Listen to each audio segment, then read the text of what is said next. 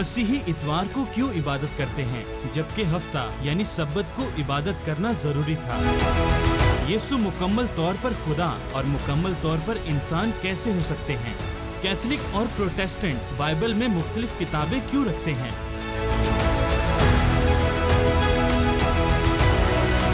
खुदा का बेटा कैसे हो सकता है? क्या ये शिर्क नहीं? मसीही तस्लीस क्यों मानते हैं? क्या ये तीन खुदा नहीं है? क्या बाइबल वक्त के साथ बदल चुकी है या इसमें तब्दीली आई है? जवाब तो है फासिल नवीद मलिक के साथ। मुअज़्ज़ज़ नाज़रीन कराम, खुदावंद यीशु मसीह के पाक और बुजुर्ग नाम में आप सबों की खिदमत में ये खाकसार नवीद मलिक आदाब पेश करता है। प्रोग्राम जवाब तो है लेकर हाजिर हुआ हूं जीसस क्राइस्ट टेलीविजन से, और मेरा ईमान है कि माज़िए रफ्ता के जितने भी प्रोग्राम्स हुए हैं उनके वसीला से आप बहुत मुस्तफीज होते रहे, और आज भी और आइंदा हफ्तों में होने वाले प्रोग्राम्स के वसीला से भी आप खूब मुस्तफीज होंगे और बरकत पाएंगे। और मैं शुक्रगुजार हूं आपके इस वक्त के देने के लिए कि आप टेलीविजन स्क्रीन के सामने बैठकर अपना वक्त देते हैं, कान लगाते हैं, ताकि खुदावंद के कलाम को बेहतर तरीका से बशमूल मेरे आप समझ सकें, क्योंकि हम चाहते हैं कि इन सच्चाइयों को हम बेहतर तौर पर समझ पाएं, और जो सच और हक और जो हकीकत है उसका अतलाक हम अपनी जिंदगियों पर करने वाले हो सकें। नाजरीन, गुजरे हफ्ते में आपसे बात कर रहा था कि एक सवाल हमारे एक दोस्त की तरफ से आया, और यूं लगता है कि वो दोस्त मसीही नहीं है, या मुमकिन है कि उन्होंने ये सवाल एक मसीही भाई से पूछा हो, और उस मसीही भाई ने ये सवाल हमसे किया कि जो बाइबल मुकद्दस है, ये किताब मुकद्दस अपनी असल हालत में है कि नहीं। बहुत कुछ आपकी खिदमत में मैंने बयान किया था। आज मैं उस सब कुछ पर तो दोबारा जाने से रहा, लेकिन इतना जरूर कहूंगा कि मैंने हवाला जात देते हुए कि बाइबल मुकद्दस खुद अपने आप के बारे में क्या कहती है, और फिर खुदा खुद इस कलाम की बाबत क्या कहता है, और अंबियाए किराम इस कलाम की बाबत क्या कहता है। मैंने मुख्तलिफ तशबीहात भी जो इस कलाम के लिए थी किताब मुकद्दस से आपकी खिदमत में बयान की है, और मैं आपके साथ आज थोड़ा सा इस मौजू पर और बात करते हुए आगे बढ़ूंगा, और वो ये है कि चूंकि बार बार आप मुझसे सुनते हैं कि मैं अदयान का एक तालिबे इल्म हूं, मैं बाइबल मुकद्दस भी पढ़ता हूं ईमान की मजबूती के लिए और इल्म में इजाफा के लिए, और दूसरों को भी जेवरे इल्म से आरास्ता करने के लिए, और जिनके जहनों में कुछ कंफ्यूजन्स हैं उन उलझनों को दूर करने के लिए भी मैं इस कलाम का मुतालिया करता हूं। मैं इस कलाम का मुतालिया करता हूं कि खुदा इस कलाम के जरिया मुझसे क्या कहना चाह रहा है और क्या कहता है। इसलिए मैं गौर से खुदा की आवाज को बजरिया कलाम मुकद्दस समझने के लिए कोशिश करता हूं। लेकिन यह मुमकिन है कि जो सवाल है वो आप मेरे मुसलमान भाई की तरफ से हो। एक दफा फिर मैं आपको बताना चाहता हूं, मैं आपको प्यार करता हूं, क्योंकि मेरा खुदा आपसे प्यार करता है, तो मैं क्यों ना करूं भाई।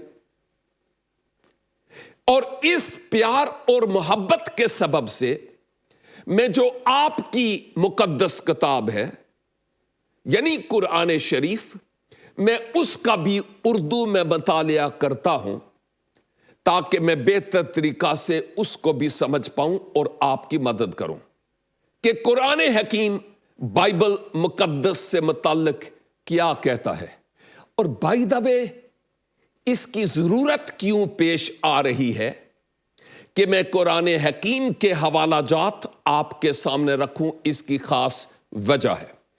ایک وجہ تو یہ ہے، ممکن ہے کہ آپ میرے مسلمان دوست ہیں اور آپ بائبل سے واقف نہیں ہیں لیکن قرآن حکیم سے واقف ہیں۔ اور دوسری بات یہ ہے کہ اگر کوئی آپ سے یہ کہتا ہے کہ یہ بائبل بدل گئی، یہ بائبل منسوخ ہو گئی ہے، جو عیسائیوں کے فادرز ہیں، عالم ہیں، انہوں نے اس میں اپنی مرضی سے باتیں ڈال دیں، تو آپ کو یاد ہے میں نے گزرے ہفتے کہا تھا کہ کب اور کہاں اس میں کوئی تبدیلی آئی۔ میں صرف یہ کہہ رہا ہوں کہ جب ظہور اسلام ہوا اس سے پہلے یہ کتاب بدل گئی یا اس کے بعد یہ کتاب بدل گئی۔ میں نے ان دونوں باتوں پر روشنی ڈالی تھی۔ ایک بات تو یہ ہے کہ اگر تو ظہور اسلام سے پہلے یہ کتابیں بدل چکی، منسوخ ہو چکی، تو پھر غور سے سنیے گا کہ قرآن حکیم کبھی بھی ان بگڑی تگڑی، کرپٹڈ اور تبدیل شدہ اور منسوخ شدہ کتب کی تصدیق نہ کرتا۔ ویسے بائبل مقدس خود اپنی تصدیق کرتی ہے، میں نے ریفرنسز آپ کو دیے تھے۔ بائبل مقدس میں بہت سی ایسی باتیں ہیں کہ حالات و واقعات اس کی تصدیق کرتے ہیں کہ وہ سچا کلام ہے۔ میں نے شخصی زندگی میں اس کلام کا تجربہ کیا، اس لیے میں جانتا ہوں کہ یہ خدا کا سچا اور برحق کلام ہے۔ لیکن آپ کی مدد کے لیے مجھے چند ایک حوالہ جات قرآن حکیم سے آپ کو دینے ہیں۔ پڑھنا اور مطالعہ کرنا آپ کا کام ہے۔ میں عربی میں نہیں پڑھوں گا کہ کہیں مجھ سے کوئی غلطی نہ ہو جائے، کیونکہ میں ریسپیکٹ کرتا ہوں قرآن حکیم کی بھی، آپ کے دین کی بھی، اور بانی مذہب کی بھی۔ لیکن قرآن حکیم یہ کہتا ہے کہ میں ان کتابوں کی جو کتب سابقہ ہیں، یعنی وہ کتب جو پہلے آ چکی ہیں، میں ان کا مصدق ہوں، اور مصدق کے معنی تصدیق کرنے والا کے ہیں، اور تصدیق اس کی ہوتی ہے جو قابل اعتبار ہو۔ جس پر اعتبار ہی نہیں اس کی تصدیق کیسے ہوگی؟ اور اس کے لیے اگر آپ بعد میں دیکھ لیں، ابھی آپ نوٹ کر لیں سورہ نمبر 3 اور آیت 3، تو آپ کو پتہ چلے گا کہ وہاں پر یہ لکھا ہے کہ قرآن حکیم کتب سابقہ کی تصدیق کرتا ہے۔ اس کا مطلب یہ ہے کہ جب اسلام آیا تو اس سے پہلے یہ کتب اپنی جگہ پر بالکل صحیح تھی، ورنہ اس کی تصدیق قرآن حکیم نہ کرتا کہ یہ خدا کا کلام ہے۔ دوسرا حوالہ آپ کی خدمت میں رکھتا ہوں، سورہ نمبر 4 اور اس کی 136 آیت، اور اس آیت میں لکھا ہے کہ تم کتب سابقہ پر ایمان لاؤ ورنہ تم پرلے درجے کی گمراہی میں ہوگے۔ تو اس کا مطلب ہے کہ ان کتب پر ایمان لانا بہت ضروری ہے، مسیحوں کا بھی ایمان لانا اور غیر مسیحوں کا بھی، اور آپ کا بھی، جن کی کتاب سے میں یہ حوالہ دے رہا ہوں کہ ان کتب سابقہ پر کون کون سی ہیں؟ تورات، زبور، صحائف الانبیاء کرام اور انجیل مقدس۔ ان پر ایمان لاؤ ورنہ تم ایمان پر نہیں ہو، گمراہ ہو۔ اب ایک بات بڑی غور طلب یہاں پر ہے جو وقت سے فائدہ اٹھاتے ہوئے میں کرنا چاہتا ہوں، اور وہ یہ ہے، کئی دوست یہ بات کہتے ہیں کہ او جی میرا ایمان ہے کہ یہ خدا کا کلام ہے، او جی میں تورات پر، زبور پر، صحائف الانبیاء پر اور انجیل مقدس پر ایمان رکھتا ہوں۔ شاید آپ بھی یہی بات کہتے ہیں کہ جی میرا ایمان ہے کہ یہ خدا کا کلام ہے۔ اوکے، دیٹس گڈ کہ آپ کا یہ ایمان ہے کہ یہ خدا کا کلام ہے، بہت اچھی بات ہے۔ لیکن جب ایمان ہے تو کیا اس کور پر ایمان ہے؟ کور پر؟ یا جو کچھ اس میں لکھا ہوا ہے، حقائق اور سچائیاں، اس پر بھی ایمان ہے؟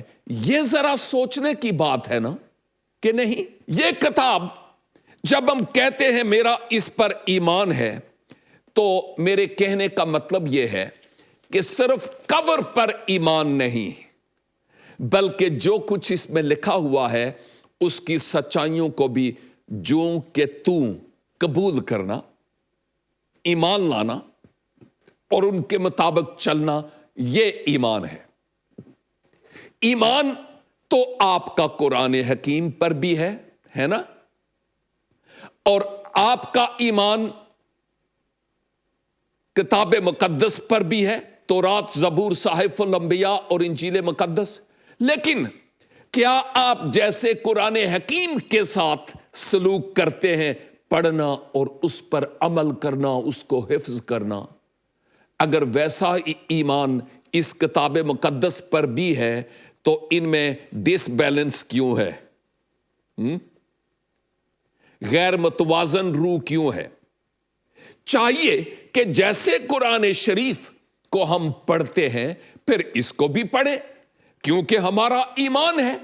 میں آپ سے بات کر رہا ہوں جو میرے مسلمان دوست ہیں، اور اسی کے مطابق پھر اس کتاب پر عمل کرنے کی بھی ضرورت ہے۔ لیکن دوسری طرف شاید آپ یہ کہیں نہیں، اس کتاب پر میرا ایمان تو ہے لیکن وہ جو اصل والی تھی یہ تو بدل گئی ہے۔ تو گویا آپ کی سوئی ابھی بھی وہاں پر اٹکی ہوئی ہے۔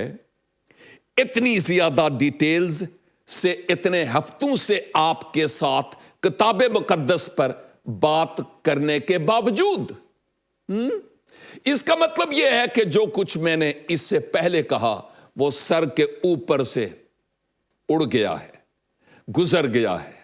ویسے یہ ہونا نہیں چاہیے۔ چاہیے یہی کہ ہم اس کلام کی صداقتوں کو اپنی شخصی زندگی میں اپنانے والے ہوں۔ مجھے ایک مثال یاد آ رہی ہے، میں نے اس سے پہلے بھی چند ایک پروگرامز میں، یعنی اس جیسس کرائسٹ ٹیلی ویژن کے اس پروگرام جواب تو ہے میں نہیں، لیکن کچھ اور پروگرامز میں نے یہ مثال دی کہ میں ایک دفعہ سرکس میں گیا، جب میرا دل مسیح کے ساتھ کنیکٹ ہو گیا، اس سے پہلے کی بات کرتا ہوں۔ سرکس میں گیا اور وہاں بہت اونچا بڑا ٹینٹ لگا ہوا تھا، ایک خیمہ، آپ بھی گئے ہوں گے، آپ کو یاد ہے۔ اور اس خیمہ کے اوپر ایک سرے سے لے کر دوسرے سرے تک ایک رسی لگی ہوئی تھی، اور اس رسی کے اوپر ایک شخص جس نے چہرے پر مختلف قسم کے رنگ لگائے ہوئے تھے، سر پر ایک لمبی سی ٹوپی پہنی ہوئی تھی، اور وہ شخص ایک چھتری لے کر اس رسی کے اوپر چل کر پار جانے کی کوشش کر رہا تھا۔ اور جب وہ جا رہا تھا تو اس نے لوگوں سے پوچھا، ابھی شروع میں ہی تھا، تو لوگوں سے پوچھا آپ میں سے کتنوں کا خیال ہے کہ میں اس رسی پر سے پار چلا جاؤں گا؟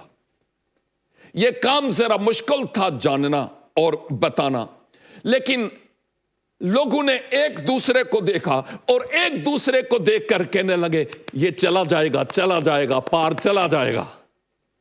اور پھر وہ بندہ یوں یوں کرتا ہوا، ڈولتا ہوا اس رسی پر سے دوسری طرف چلا گیا۔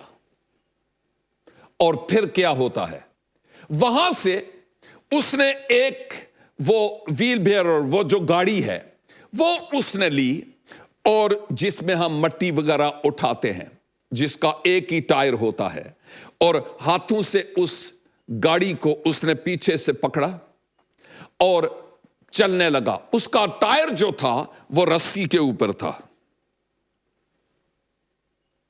اور جتنے بھی لوگ تھے ان کو اب وہ آواز دے کر کہتا ہے، آپ میں سے کتنوں کا خیال ہے کہ میں اس گاڑی کو پار لے جاؤں گا؟ تو جتنے بھی لوگ تھے نا، وہ بھی ایک دوسرے کو دیکھ کر کہنے لگے، اوئے نہیں نہیں نہیں نہیں، یہ لے جائے گا پار۔ اور تالیوں کا شور تھا وہاں پر کہ یہ پار لے جائے گا۔ اور ابھی وہ آیا نہیں تھا، ابھی اس نے ٹائر ہی گاڑی کا رسی کے اوپر رکھا تھا، اور اس نے یہ سوال پوچھا، ابھی اس نے سفر شروع نہیں کیا یہ رسی والا۔ اور پھر کہتا ہے، اگر آپ سمجھتے ہیں کہ میں اس ہاتھ گاڑی کو اس سرے سے لے کر اس سرے تک لے جا سکتا ہوں، تو پھر آپ میں سے کون ہے جو آ کر اس گاڑی میں بیٹھے گا؟ اوئے ہوئے ہوئے ہوئے آپ کو پتا ہے کہ کتنے لوگ آئے ہوں گے؟ اوئے، سب لوگوں کے سر نیچے، کیونکہ سب لوگ یہ تو کہہ رہے تھے کہ یہ اس کو وہاں تک لے جائے گا، لیکن باری آئی بیٹھنے کی، کوئی بھی بیٹھنے کے لیے تیار نہیں تھا اس گاڑی میں۔ بعض اوقات ہمارے ایمان کا یہی حال ہے، ایمان تو ہے کہ یہ لے جائے گا، لیکن گاڑی میں نہیں بیٹھنا۔ ایمان تو ہے کہ یہ خدا کا کلام ہے، لیکن اس خدا کے کلام کو پڑھنا نہیں تو کافر ہو جائیں گے۔ اس کلام کو پڑھنا نہیں ہے، سمجھنا نہیں ہے، کیونکہ یہ بدل چکا ہے۔ میرے بھائیوں اور بہنوں، میں اتنے ہفتوں سے آپ کے ساتھ اس موضوع پر بات کر رہا ہوں کہ خدا کا کلام اپنی جگہ پر اٹل ہے، اور کسی بھی طرح کی اس میں کوئی تبدیلی نہیں آئی۔ اس پر ایمان لائیں اور اس کے مطابق اپنی زندگی بسر کریں، کیونکہ یہ کتاب وہ ہے جس کی بابت آپ کو یہ نصیحت کی گئی ہے، اور وہ بھی قرآن شریف میں، کہ ان کتب پر ایمان لاؤ ورنہ تم پرلے درجے کی گمراہی میں ہوگے۔ اور ایک تیسرا حوالہ بھی میں آپ کی خدمت میں دیتا چلوں، اور یہ حوالہ ہے سورہ نمبر 5 اور اس کی 44 آیت، اور سورہ نمبر 5 اور اس کی 47 آیت۔ ایون آپ 44 سے 49 تک پڑھ سکتے ہیں، بہت کچھ ہے اس میں۔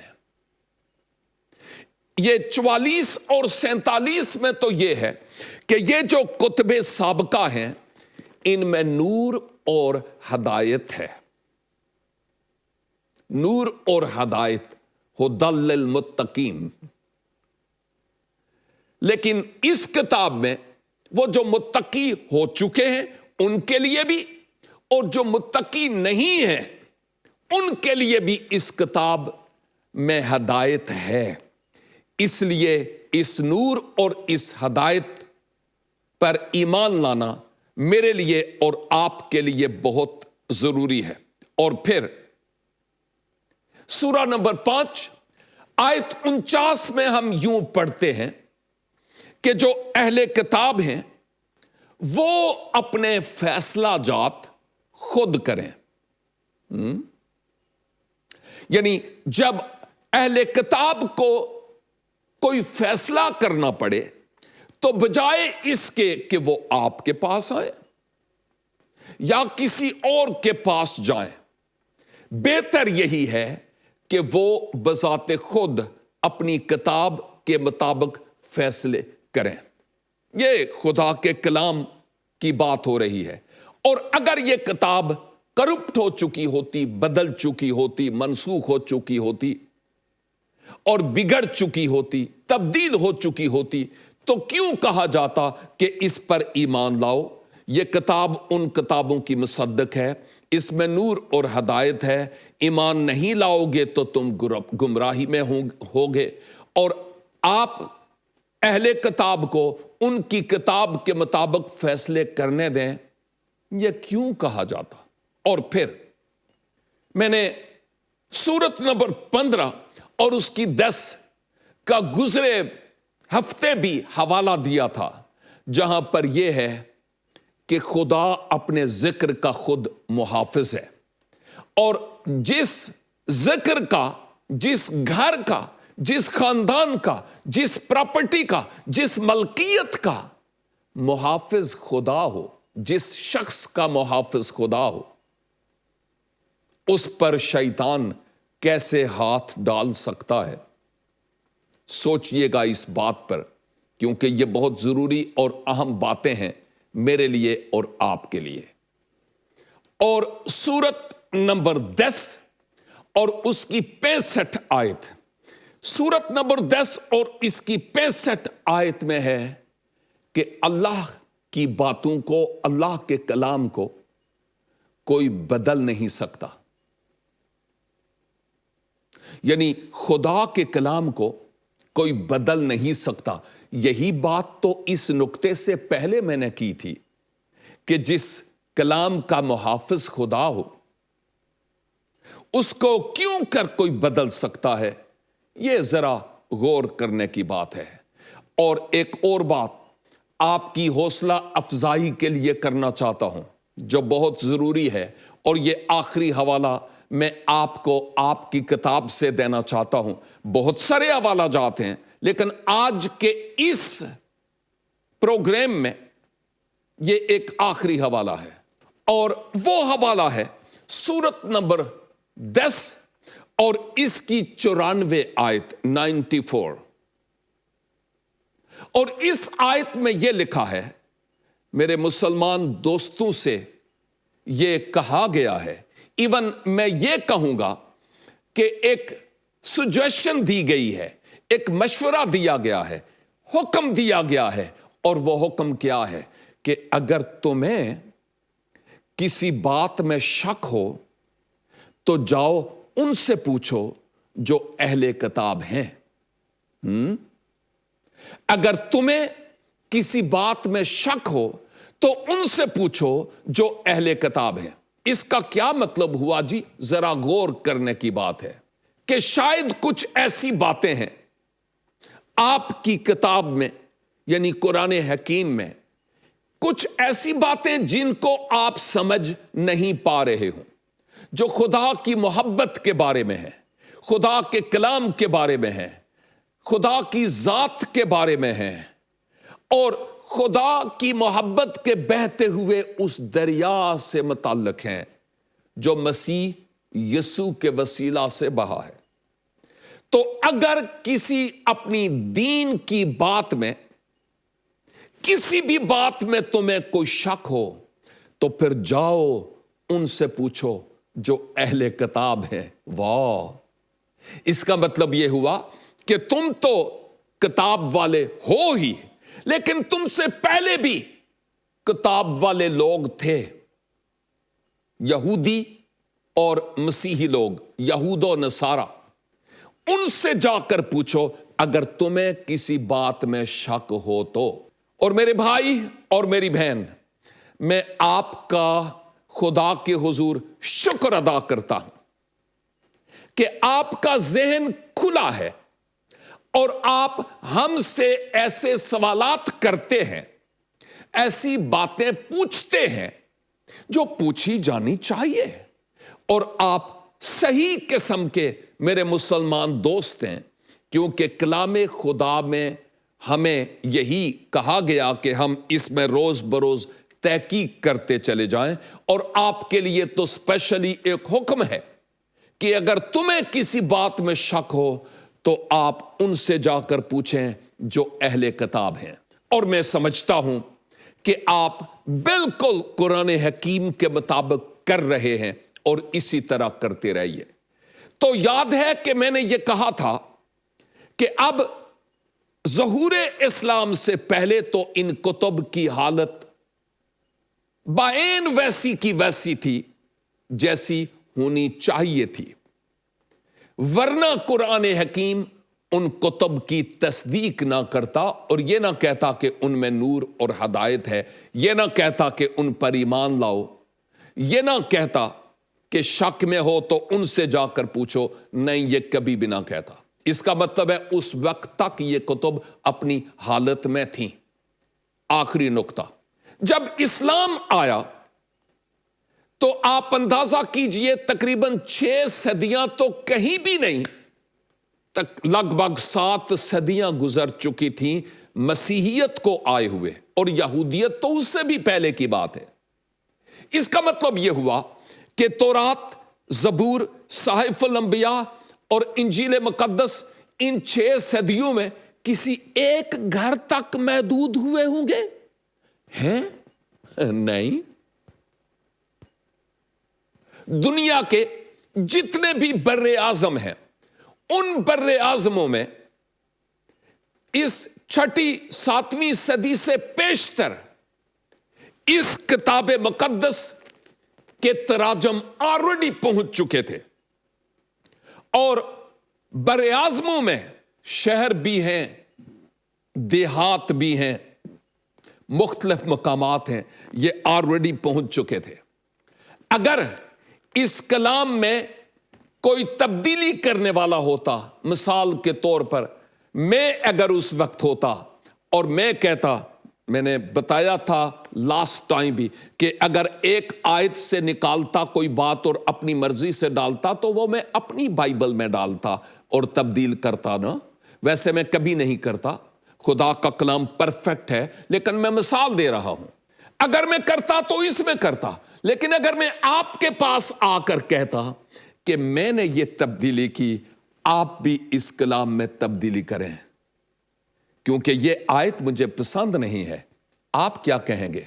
आप कहेंगे भाई जी जो कुछ आप कह रहे हैं ना, सुनकर बड़ा अफसोस हुआ है। बेहतर यही है कि आप खाना खाएं, हमारी जो खिदमत हो सकती है हम अभी आपकी खिदमत करेंगे, और उसके बाद चुप करके यहां से चले जाएं। और अगर नेक्स्ट टाइम के लिए आपने इस तरह की कोई बात हम से की तो खुदारा हमारी दहलीज पर कदम नहीं रखना। हम आपकी शख्सियत की इज्जत करते हैं, लेकिन जो बात आपने की इस कलाम में तब्दीली के ताल्लुक से, यह कभी नहीं कीजिएगा। हम ऐसा नहीं करेंगे। आपकी इज्जत, आपका मुकाम, वो सब अपनी जगह पर सही है, लेकिन इसमें किसी तरह की कोई तब्दीली नहीं की जा सकती। ना ही हम आपकी इस बात को सुनेंगे, ना मानेंगे, बल्कि हम इस कलाम के मुताबिक जो हमारे पास है हम अपनी जिंदगी बसर करेंगे, क्योंकि ये परफेक्ट है और कामिल है। लिहाजा खुदा के कलाम में किसी तरह का भी कोई रद्दो बदल नहीं हुआ, ना ही तब्दील हुआ। ये अपनी जगह पर बिल्कुल सही है। मैंने हवाला जात भी दिए थे, आखिरी 1-2 हवाले।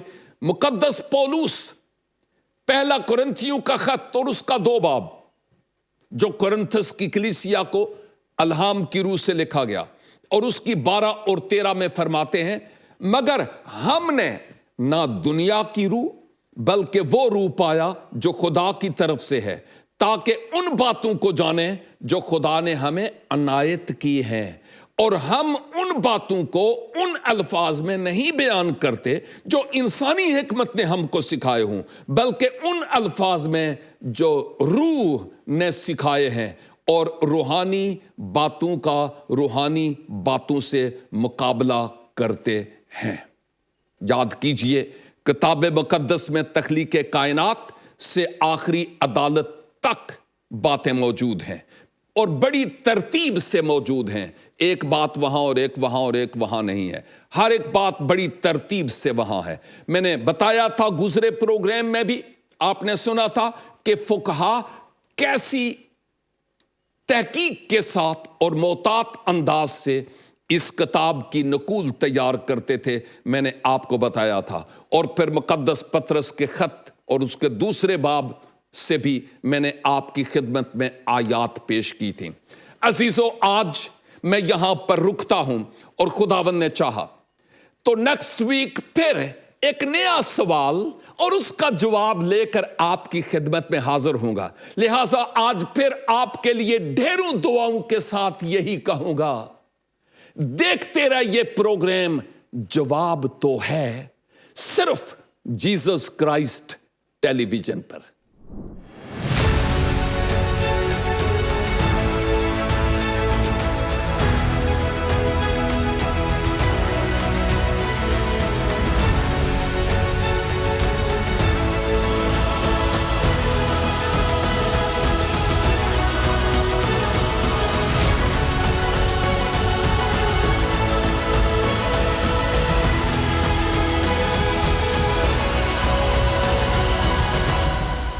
جواب تو ہے۔